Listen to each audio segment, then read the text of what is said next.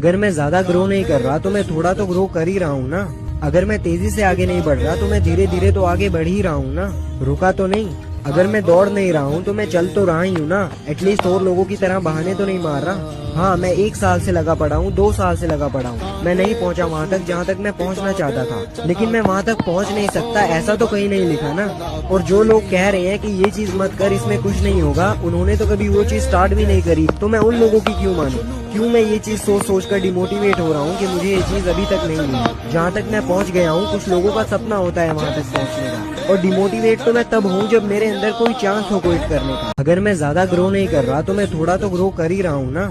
अगर मैं तेजी से आगे नहीं बढ़ रहा तो मैं धीरे धीरे तो आगे बढ़ ही रहा हूँ ना, रुका तो नहीं। अगर मैं दौड़ नहीं रहा हूँ तो मैं चल तो रहा ही हूँ ना, एटलीस्ट और लोगों की तरह बहाने तो नहीं मार रहा। हाँ, मैं 1 साल से लगा पड़ा हूँ, 2 साल से लगा पड़ा हूँ, मैं नहीं पहुँचा वहाँ तक जहाँ तक मैं पहुँचना चाहता था, लेकिन मैं वहाँ तक पहुँच नहीं सकता ऐसा तो कहीं नहीं लिखा ना।